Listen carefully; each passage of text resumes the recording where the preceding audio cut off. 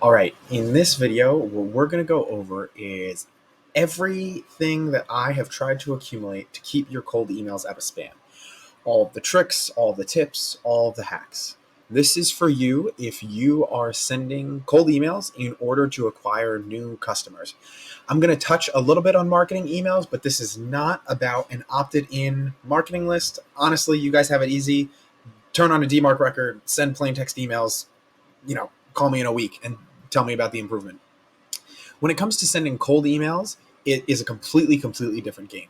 The reason it's a totally different game is that when you're sending cold emails, no matter how much research you put into the email, there are people who are going to hate you, they don't want to be solicited to, and they're going to mark you as spam. And every time you're marked as spam, your domain reputation goes down further and further and further, unless you have something that is making your domain reputation go up, which is called email warming, and we're going to talk about that a little later. So we're going to go over all the steps that I take in order to make sure that our emails have the top chance of landing in somebody's inbox, not going to promotions and not going to spam. So I spoke about this a little bit. How does deliverability differ for marketing emails versus sales emails? Like I said, your marketing emails should only be the emails that you send to customers who have opted into your list. They gave you permission to email them. You should never use your marketing technology to send cold emails. Ever, ever, ever, ever. Only send to opted in people who you have permission to send. And obviously, this is important because if you are paying a team to do this, you are doing this as a solo founder. You're sending these emails, you're spending this money on the data, you're spending money on cleaning it, you're putting the time into the copywriting. You send all of this off and it goes to spam. It's not going to matter. So let's jump into it. First thing, most common mistake I see all the time is people don't have their MX, DKIM, SPF, or DMARC record aligned properly. And so all of these things are authentications to prove to the email service provider, hey, I'm an actual user on this domain and I have permission to send from this domain.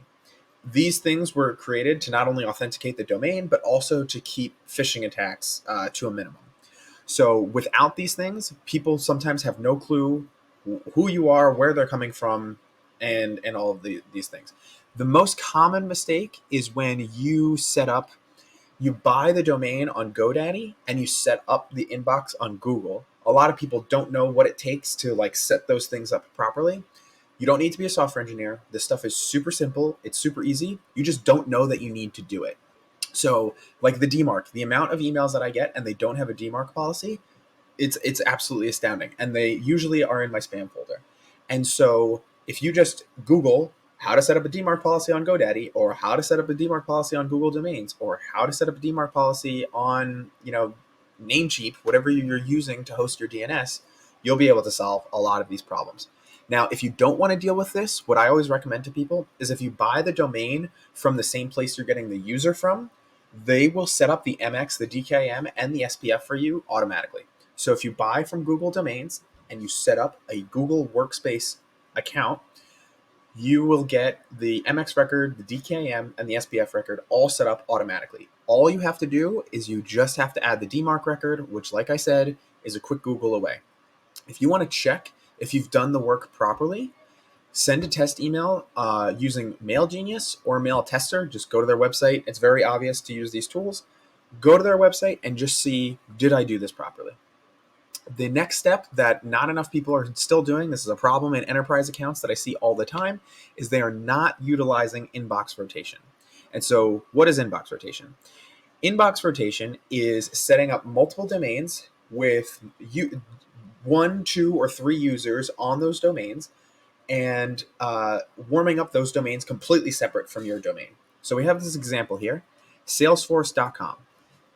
Salesforce.com has its own reputation. It has an SEO reputation, it's got a domain authority, it has an email sending reputation as well. When you send marketing emails through Salesforce.com, as long as you're only sending to people who opted into your messaging, your email service provider will say, hey, wow, this is Salesforce.com. They have a great domain reputation. We're going to let this email go into the inbox. It's probably relevant and they actually want to receive this. And if you were to switch your marketing emails and use your marketing technology and send cold emails on Salesforce.com, your domain reputation is going to start slowly going down, because no matter how good your email is, there's people who are going to mark them as spam. That's just the way it is. So, knowing that people are going to mark us as spam, what we do is we set up what you could call satellite domains. And so we'll set up gosalesforce.com, getsalesforce.com, trysalesforce.com, and we'll set up like Eric at gosalesforce.com, and we'll set up eric.n at gosalesforce.com. And then no more emails on that one. We'll go to the next one and we'll do the same thing. Eric at getsalesforce.com. And then, as you can see, we would just keep going, right? And we'd spin up all of these users. So now, if somebody marks an email that they received from Eric at gosalesforce.com, the domain reputation that they affected is gosalesforce.com. They are not affecting getsalesforce.com. So now we can spread out. Say you send 1,000 emails and 1% of those people mark you as spam. Well, if you were sending from salesforce.com, that whole 1% is going to be attributed to that domain. So you're going to have all of those people marking you as spam. Versus, yes, you're still getting 1% of those people marking you as spam, but it's not as many hits on the domain level as before. So now, if your domain reputation over time is just slowly going down when you send cold emails, how can you make it go up and even combat that going down? So the way that you do that is with email warmup. And essentially, email warmup is when you join a pool of other email users who they have opted in and they said, hey, you can send me emails on this account and I will never mark them as spam. And in return, possibly you will respond to some of my emails, increasing my domain reputation. So the email warmup tools take all of this into account for you. They let you join the warmup pool. You can send emails to those users. You don't have to do anything. If you just use a platform like Instantly.ai or Smartlead.ai or Upticks. I don't know if it's .com or .io or .co. So sorry, Patrick. Um, Using these tools will give you everything that you need when it comes to email warmup. Just use these, sign up, set the warmup to get to 50 emails per day, but it ramps over the course of 3 to 4 weeks by increasing by, I'll even call it like 3 to 5 emails per day. So on day 1, it'll send 3 emails. On day 2, it'll send 6. On day 3, it'll send 9. And then we'll have a 32% response rate. So if you sent 3 emails, you're going to get 1 response back to the inbox. And this is just, these inboxes will send AI generated messages back and forth to each other, slowly increasing their domain reputation, because every time you send an email and you get a response and somebody doesn't mark you as spam, you become more trustworthy on the network. There's a lot of things changing in the email warmup world. It's 2023 now, and we'll see how this evolves over the course of the year. I have people ask me this all the time. If you must cut corners and you want to get started right now, you don't have a month to get set up. You need to get started right now. What you can do is you can set up twice as many inboxes. And we'll talk about the math on inboxes right after this. You can set up twice as many inboxes, and you could use half of them immediately and let the others warm up over time. Just get off your main domain and start moving, and maybe keep the volume down a little bit as well.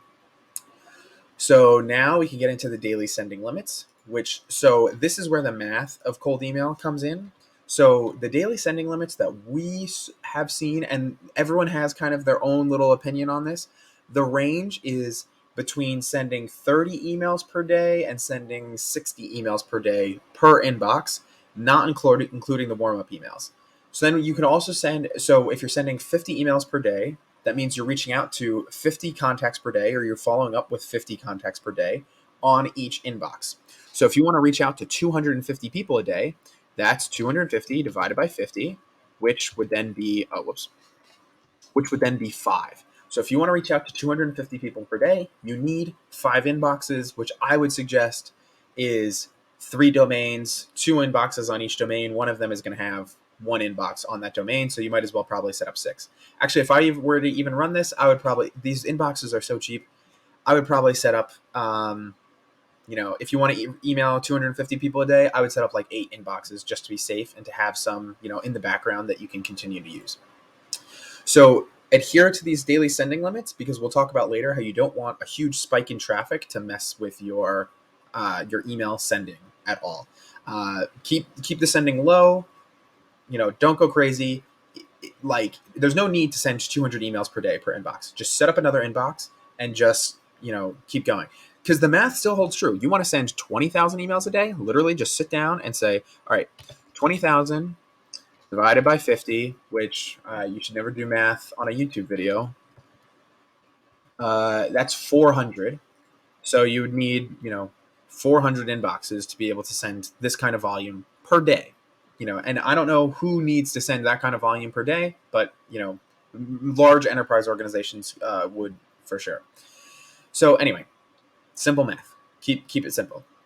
Custom domain tracking. This is another thing. All of the platforms that I talked about here, Instantly, SmartLead, and Upticks, they all have custom domain tracking. They have really good documentation on how to set it up. Literally just go to their help articles and just put in, how do I set up custom domain tracking? It's really, really easy.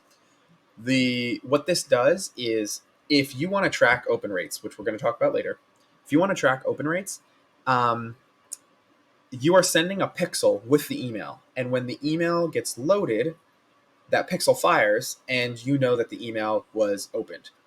Now, if you use, say HubSpot's open pixel, then everyone who's using HubSpot's open pixel is sharing that reputation of that pixel. And there's probably a lot of people who are using HubSpot to spam, so you have to share their reputation. So when Google sees your email come in and they see the HubSpot pixel, they're going to say, whoa, whoa, whoa, I've seen this before. It was associated with a spammer. I'm putting it into the spam filter, or I'm putting it in the promotions tab. So when you use custom domain tracking, you have your own reputation. You're completely siloed from everybody else who's on that tool with you. Quick note about open rates, though. Open rates are heavily, heavily inflated. Just because it says that somebody opened the email doesn't mean they actually opened the email. There was a lot of updates, namely the iOS update, where if you have your email account connected with your mail app on your phone, which, think about how many people do that, the open pixel is triggered as soon as the email comes in. So it's a completely fuzzy number now.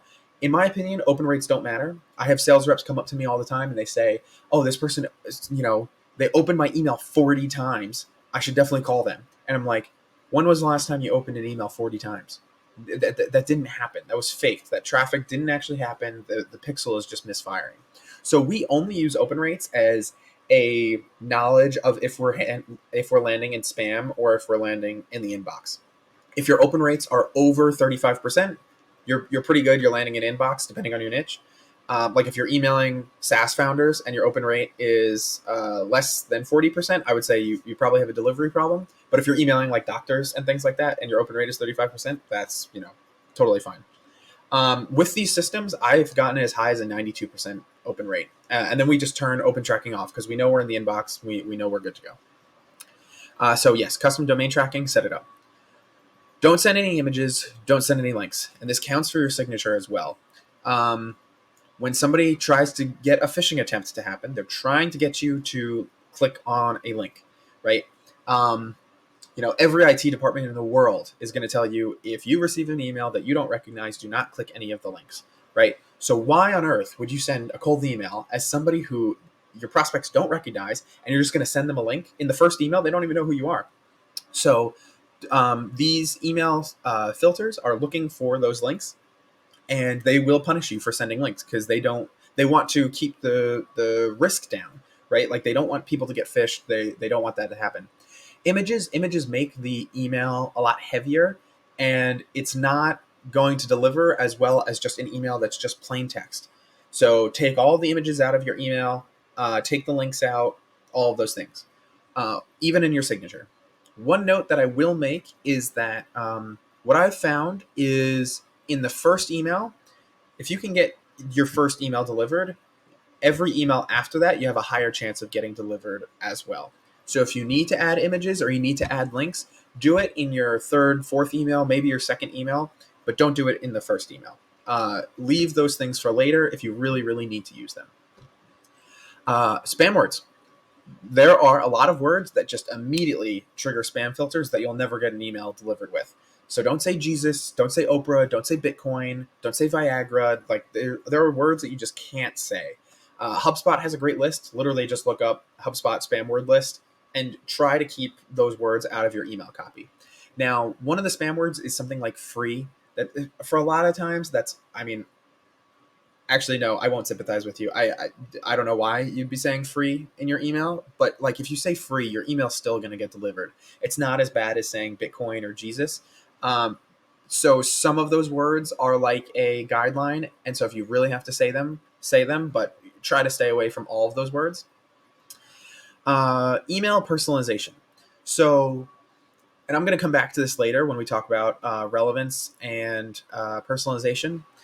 So when I mean personalization, I'm talking about going beyond the person's first name. Like if you're sending emails and you don't have their first name, I don't know how you're getting any results at all today. It's like, yes, everybody is saying the first name in the email. It's not that unheard of to be able to do that.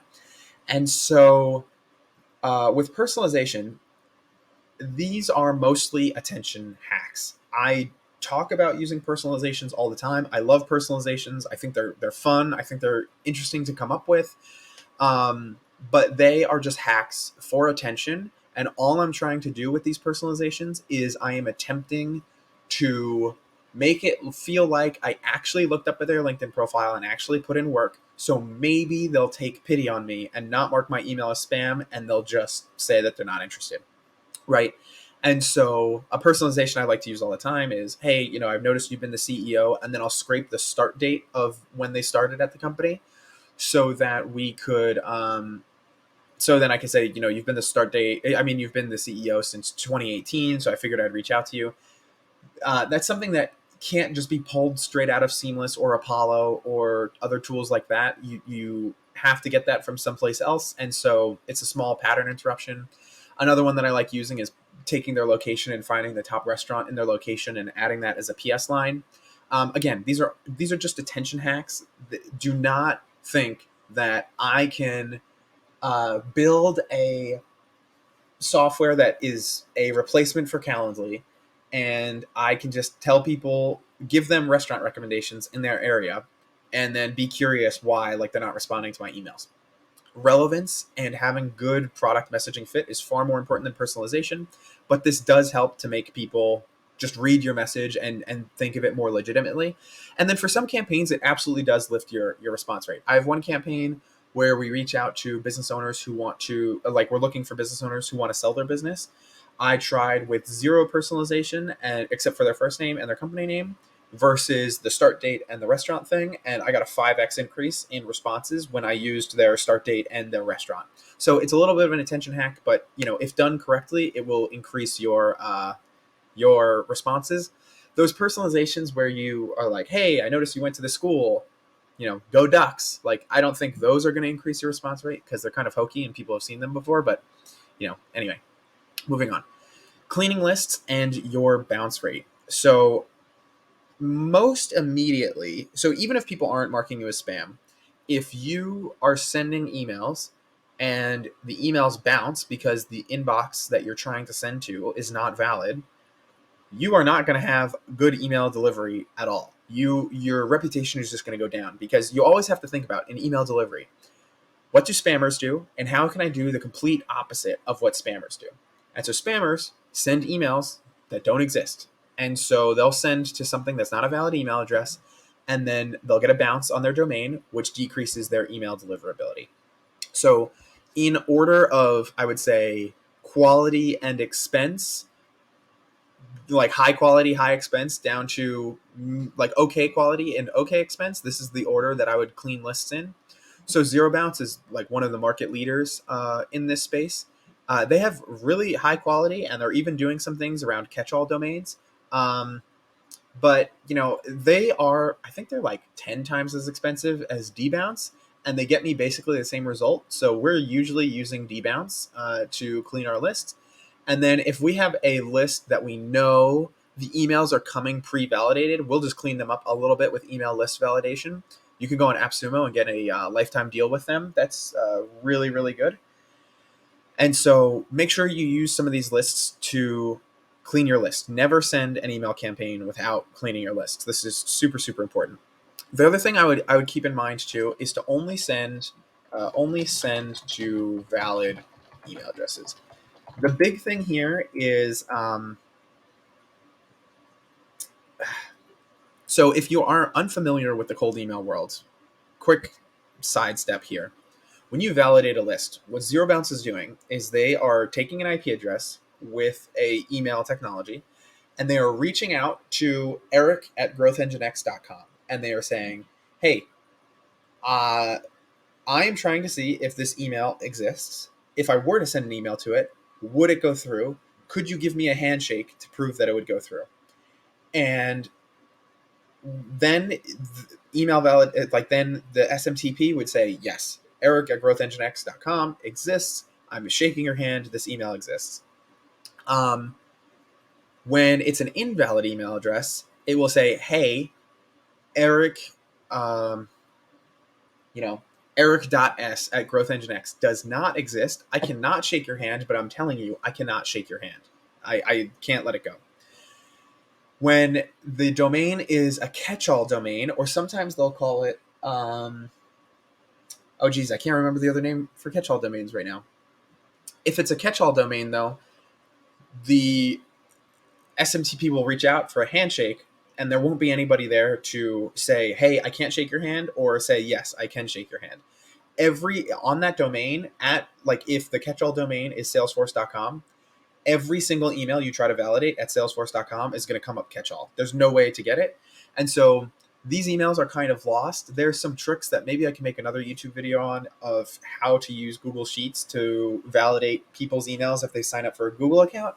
And maybe you can get some of your catch-all emails back from doing that. But I would only send to valid email addresses. There's no point in sending to catch-all email addresses. Sending velocity. Okay, so sending velocity is really important. Again, what do spammers do? Do the complete opposite. Spammers will load up a list and they send 500 emails in 1 minute and just blast things off. What do people who are thoughtfully creating emails do? They write one email, they hit send. There's 15 minutes that go by. They write another email, they hit send. And so when you're setting up your sending velocity, all the tools that I mentioned above have this.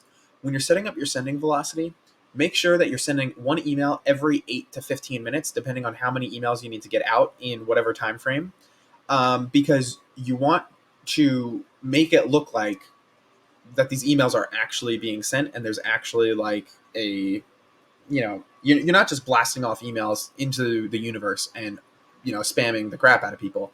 I mean, in some cases you are spamming people, but like you want to have someone at least like respect about it, right?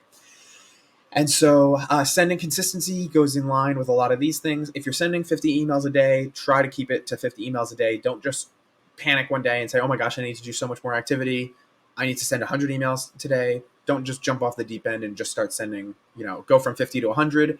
Keep the same number across the board. And then if you want to increase it, do it slowly. If you can, I know we talked about CNAME tracking and all those things. If you can, turn off your tracking. Even if you have a custom CNAME, these filters are looking to see, all right, is anybody trying to market? Are any of these materials unsolicited? What are we doing here? And the only people in the world who are using tracking pixels are marketers. And so this is a dead giveaway that you're a marketer and you're trying to solicit some kind of offer. So if you can turn off your tracking pixels, you're going to get much better delivery. This is for link tracking and for open tracking. And if you're going to have a link, don't use a UTM in the link. I know marketers love tracking things, but this one you're going to just have to let go for the deliverability side. Sending consistency. Oops, we had that twice. Tracking blacklist. So if you ever see that your emails are starting to slow down is in the amount of responses you're getting, or if you're tracking the open rate and the open rate's going down, the first thing I would do is to track your blacklists. You can use MX Toolbox or Glock Apps or GMass, and you can see if your IP address or your domain is listed on any blacklists. A lot of times, in my opinion, these people are just nerds who built a blacklist and now they get to be like buddy-buddy with Google, and Google uses their services as a blacklist.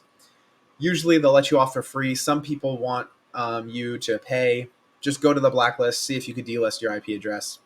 It's not that big of a deal. Just go to MX Toolbox and it's going to say, you are listed on spamrats.com. You go to Spam Rats and they'll say, okay, this is what you need to do to delist your IP address, and they review it and whatever might happen. But yes, this is an important step. This is more of a troubleshooting step for sure. Send plain text emails, no links, no images, no HTML, don't go crazy. Whatever the email would look like that you're sending another colleague, just that text, that's what you want to send in your emails. Quick little tip over here.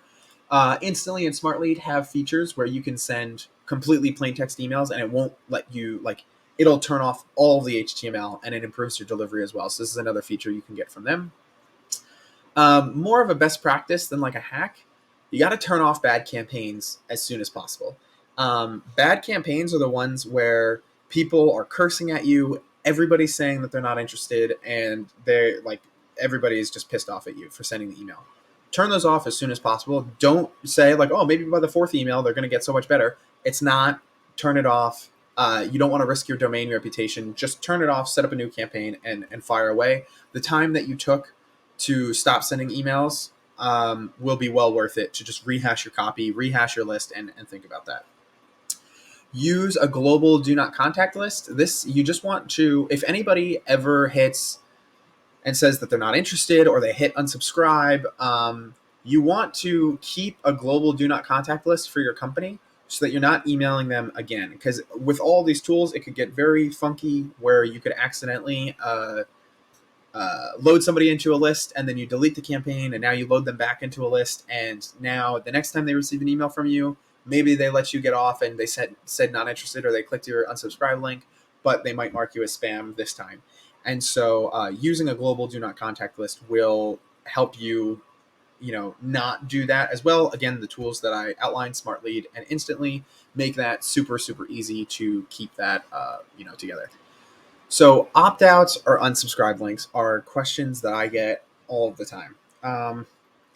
Two schools of thought, and go either way that you'd want. So now, if you're sending emails in Europe, you need to use an unsubscribe link, and I think in California too. I'm not a lawyer. Check your people. Please, I have no liability for this. I could talk to a lawyer about where you need to have an unsubscribe link. So with that being said, there's two schools of thought of how to handle opt-outs and unsubscribe links. There is the hey, if you don't want to get any more emails from me, you can unsubscribe here. Or there is the, hey, if this is not relevant to you, just let me know that you're not interested. And they have to respond to the email and then they get the not interested. So for the most part, I use the, if this is not relevant to you, let me know by saying that you're not interested, because I think it's just a dead giveaway that you're in a sequence. If somebody sends you a message with an unsubscribe link, it's just total dead giveaway. Now, not to say that just because I'm saying if this is not relevant to you, just let me know by saying you're not interested. Not to say that those people are, thinking that I'm, not sequencing them, but they probably are thinking that I'm sequencing them. But with the unsubscribe link, it's just a dead giveaway. And so maybe with the other people, we can get some good grace from the other people. My other thought about this too is, one, the unsubscribe link does lower your delivery, because it actually, Google knows that it's an unsubscribe link, one. So if people are clicking on it, they know that you have bad reputation. But two, you're sending a link, which sending any links is bad for delivery. So the other thing as well is every IT department, like I said, in the world is going to say, do not, all of them are going to say, oh, never click on a link from an email that you've never received, right? And, an unsubscribe link is still a link in an email that they've never received before. So we take all the unsubscribe links out unless they're absolutely necessary in emailing Europe or California or Canada or things like that. And so we just use those opt-outs, because at least even if somebody's saying not interested, there's a rumor going around that Google is doing a sentiment analysis on, the fact that people are always telling you not interested, and they're going to ding your reputation because of that. Maybe they are, maybe they aren't. I don't really have any proof for that, but all I know is they're replying to my email, and if anything, I'm getting, responses back. I've gotten responses back from Apple, Microsoft, Netflix, Facebook, and that still means like I've gotten responses back from people at Google, which means the people who built the spam filter, I am getting through to them. So that's just how we do it. Maybe there's a hypothesis here that they're saying not interested, but at least we're getting a response back from a reputable domain, and possibly that's increasing our domain. Some of this is more of like a sticking your finger in the wind and hoping for the best than it is like a actual like hard and fast science.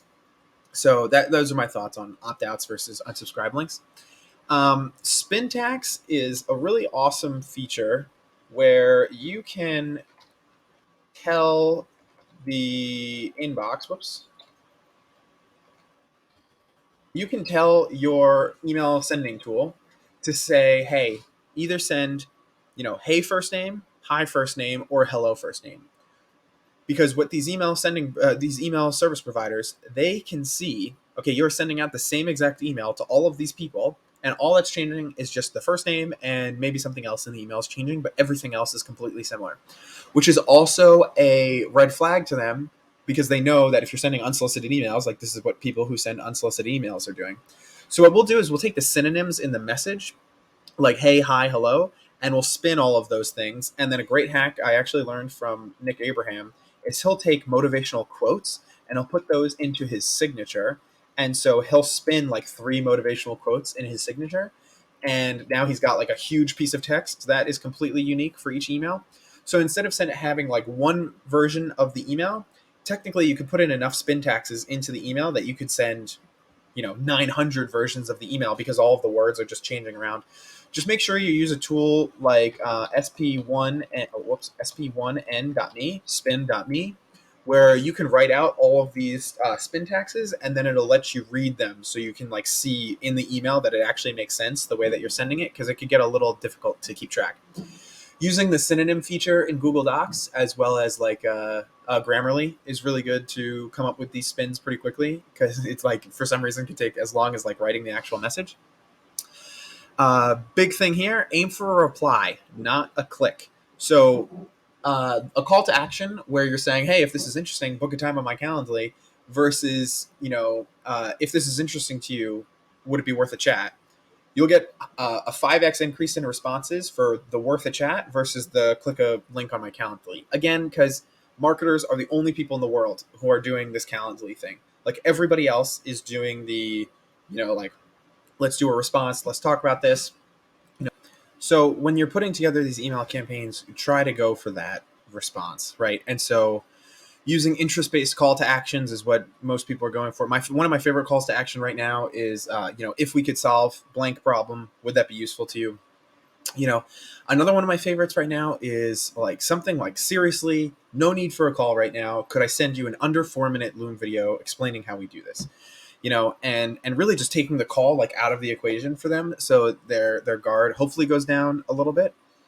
But yeah, always be aiming for that reply. Don't try to get people to click on stuff for cold emails. Like you should not be clicking on any links on a like on any emails you've never seen ever. Like don't click on links, guys. And so same thing with your prospects. Like don't force them to click on a link. Okay, and now the last 2 things are a little bit different. So relevancy over personalization. So I think that relevant messages will crush personalization every single day. 100%, no questions asked, all the time. Now, you might see me on LinkedIn. I do this all the time. I come up with these awesome personalizations that are like super hacky, and they're getting people's attention. People think they're cool. But just know, deep down, I know that relevance is far more important than personalization.